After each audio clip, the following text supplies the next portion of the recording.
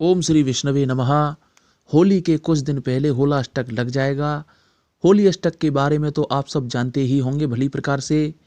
होली की रात मतलब जिस रात आप होली पूजने चौराहे तिराहे पर जाते हैं या जाती हैं, उस रात को पूर्णिमा की रात भी कहा जाता है। इस रात तंत्र मंत्र टोने टोटके भारी मात्रा में किए जाते हैं एक दूसरे के ऊपर। ये रात बड़ी ही शक्तिशाली होती है क्योंकि इस रात को दारुण रात्रि अर्थात शोक की रात्रि भी कहा जाता है। होली से 8 दिन पहले होलाष्टक आरंभ हो जाता है और इसी होलाष्टक के प्रथम दिन से ही दौज तक तंत्र मंत्र टोने टोटके किए जाते हैं।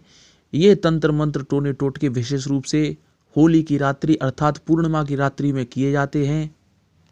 इसके दौरान एक विरोधी दूसरे विरोधी पर अविचार कर्म उच्चाटन कर्म करता है या किसी तांत्रिक से पैसे देकर करवाता भी है। इसलिए आप सभी को इस रात्रि में संभल कर रहना चाहिए। हो सके तो होला अष्टक के प्रथम दिन से ही दौज तक आपको संभल कर रहना है, सतर्क रहना है, जिससे आप किसी भी प्रकार की नकारात्मक शक्ति के शिकार ना हो सकें। क्योंकि इस रात को सकारात्मक और नकारात्मक दोनों प्रकार की शक्तियाँ सक्रिय हो जाती हैं और धरती पर बिना किसी बाधा और रुकावट के विचरण करती हैं। इस रात्रि में जो कोई भी जैसी साधना अनुष्ठान करता है, चाहे वो नकारात्मक हो या सकारात्मक, वो शीघ्र ही उसी रात में फलित हो जाता है। लेकिन इसमें सकारात्मक शक्तियाँ दूसरों का भला करने का कार्य करती हैं और ऐसी शक्तियों की साधना केवल भले लोग ही कर पाते हैं। और नकारात्मक शक्तियों की जो साधना अनुष्ठान होता है वो गलत सोच वाले व्यक्ति करते हैं दूसरों को नुकसान पहुंचाने के लिए। पूर्णिमा की रात्रि अगर आप साधारण तौर से भी अपने इष्ट का नाम भी लेते हैं, उनके मंत्रों का जाप करते हैं, तो यदि अपने इष्ट की एक माला जपी तो इस माला को 10 माला के बराबर माना जाता है। ये होली की रात्रि की विशेषता होती है। बहुत ही कम मेहनत में, कम श्रम में साधना में सफलता बहुत ही शीघ्र मिल जाती है व्यक्ति को। ये आवश्यक नहीं है कि तंत्र मंत्र टोना टोटका किसी विरोधी के द्वारा ही आप पर किया जाए। कभी कभी ये तंत्र टोटका स्वयं भी हो जाता है आपकी कुछ गलतियों के कारण। कैसे होता है इसे भी जानते हैं।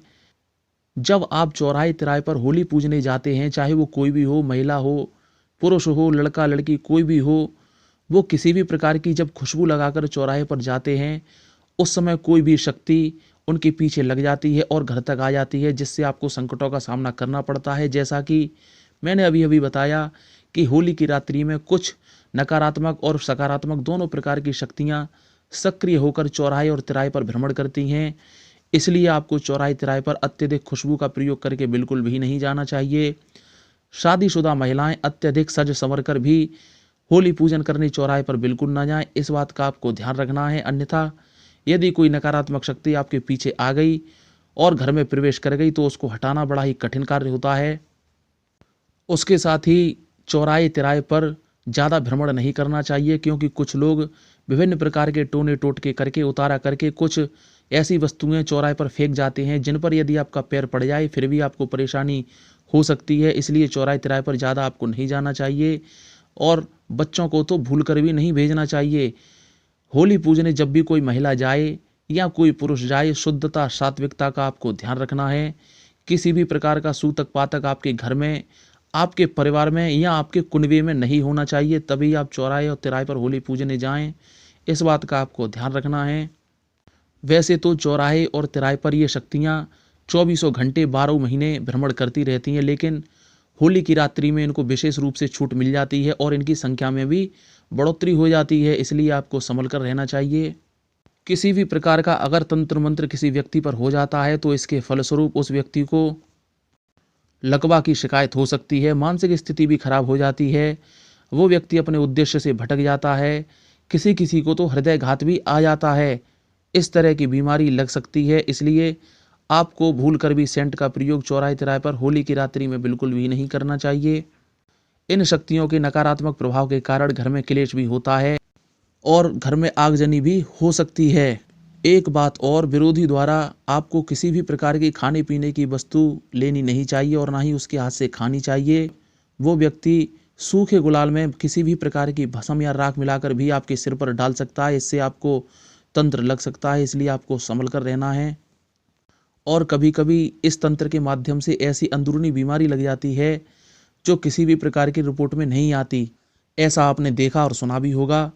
कभी कभी कोई व्यक्ति या महिला का अंदर का कोई शरीर का पुर्जा पूर्ण रूप से समाप्त हो जाता है, गल जाता है, जबकि वो व्यक्ति किसी भी प्रकार की कोई तंबाकू खाता था और ना ही मद्यपान करता था, फिर भी उसके शरीर के पुर्जे अत्यधिक मात्रा में क्षतिग्रस्त हो जाते हैं और अंत में उस व्यक्ति को मृत्यु का सामना करना पड़ता है। ये सभी कुछ तंत्र के लक्षण होते हैं।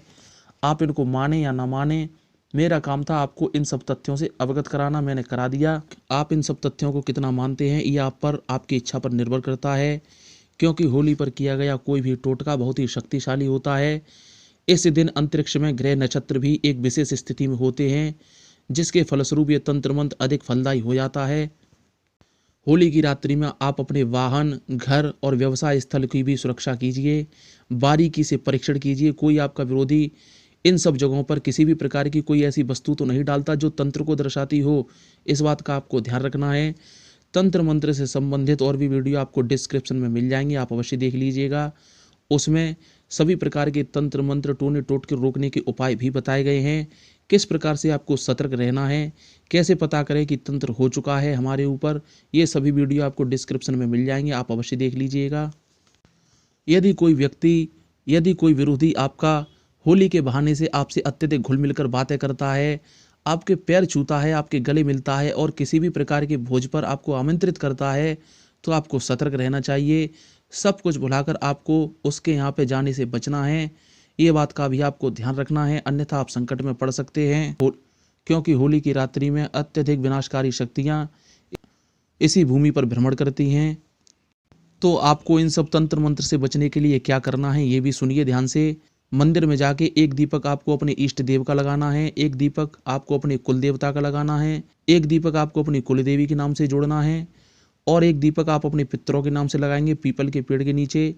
एक दीपक आपको अपने घर के मुख्य द्वार पर लगाना है। ये दीपक आप सरसों के तेल का जलाएं या घी का, आपकी इच्छा है। कम से कम 1 घंटे ये दीपक जलने चाहिए, इस बात का आपको ध्यान रखना है। दीपक के माध्यम से और भी तंत्र मंत्र किस प्रकार से समाप्त किए जाते हैं, इसका वीडियो इसी चैनल पर आपको उपलब्ध है, आप अवश्य देख सकते हैं। एक दीपक आपको शीतला मैया या पथवारी मैया के मंदिर में लगाना है। अगर आप ऐसा कर लेते हैं तो किसी भी प्रकार की नकारात्मक ऊर्जा आपके ऊपर प्रभावशाली नहीं होगी। इन सब नियमों का पालन करते समय ऐसा नहीं है कि आप विरोधी के घर में जाके कुछ भी खा लें या इन नियमों का पालन ना करें। नियमों का पालन आपको फिर भी करना होगा, अन्यथा आपके ये उपाय भी व्यर्थ हो सकते हैं। जितने भी तंत्र मंत्र, उच्चाटन, टोटके होते हैं, सभी कुछ माँ कामाख्या के चरणों से उत्पन्न होते हैं और उन्हीं में विलीन हो जाते हैं। माँ कामाख्या इन सब की अधिष्ठात्री होती हैं, इसलिए आपको माँ कामाख्या का महामंत्र जपना चाहिए, बोलना चाहिए। आप इस मंत्र को कभी भी, किसी भी समय, कहीं भी बैठकर बोल सकते हैं, लेकिन पैरों में आपके चप्पल या जूते नहीं होने चाहिए, इस बात का ध्यान रखना है। माँ कामाख्या का महामंत्र कौन सा है सुनिए। ओम कामाख्ये काम संपन्ने कामेश्वरी हरिप्रिये काम नाम देहि में नित्यम कामेश्वरी नमस्तुते। ये माँ कामाख्या का महाशक्तिशाली मंत्र है, आप इसको बोल सकते हैं। अथवा राम राम का उच्चारण भी आप पूरे दिन कर सकते हैं। जैसा कि मैंने अभी बताया, होली के दिन किसी भी मंत्र का उच्चारण एक बार यदि आप उस मंत्र को बोलते हैं तो उसकी गिनती 100 से ज़्यादा अधिक संख्या में की जाती है। इसलिए आपको राम राम का उच्चारण करना है या माँ कामाख्या का मंत्र बोलिए। कहने का मतलब है आप किसी भी देव या देवी के मंत्र या नाम का उच्चारण करते रहिए, आपको किसी भी प्रकार की परेशानी नहीं आएगी। तंत्र मंत्र से बचने के लिए मुख्य द्वार पर लौंग की माला कैसे लगानी चाहिए, किस प्रकार से पोटली बनानी है, उस पोटली में क्या रखना है, ये तंत्र मंत्र से आपको बचाती है। इन सब की वीडियो डिस्क्रिप्शन में मिल जाएंगे। उसके साथ ही हनुमान चालीसे का पाठ, दुर्गा सप्तशती का पाठ, ये भी करना बहुत ही श्रेष्ठ होगा। माँ दुर्गा के 108 नाम, 32 नाम, कवच, अर्गला, कीलक, सिद्ध कुंज का स्तोत्र, इनका पाठ करने से भी माँ भगवती आपकी रक्षा करती हैं। अगर आप चाहें तो हमने कुछ विशेष प्रकार के काले धागे में गठान लगाकर माँ भगवती के आशीर्वाद से तंत्र मंत्र को रोकने के कुछ तावीज गंडे बनाए हैं। आप चाहें तो हमारे व्हाट्सअप नंबर पर संपर्क करके हमसे मंगा सकते हैं, नंबर डिस्क्रिप्शन में दिया गया है, फ़ोन नहीं करना है आपको। अगर आप 5 धागे एक साथ मंगाते हैं तो डाक खर्च हमारा रहेगा। एक धागे की जो दक्षिणा रखी गई है वो केवल 51 रुपये रखी गई है। 5 तावीज एक साथ मंगाने पर डाक खर्च हमारा होगा। आप चाहें तो हमसे संपर्क करके मंगा सकते हैं। माँ भगवती कामाख्या आप सबको सुखी रखे, प्रसन्न रखे, सभी प्रकार के भय संकटों से आपको दूर रखे। जय माँ भगवती, जय माँ कामाख्या। चैनल सब्सक्राइब करो तो वीडियो शेयर कर लो, ऐसे वीडियो आप तक हमेशा पहुँचते रहेंगे और आपके ज्ञान में वृद्धि होती रहेगी।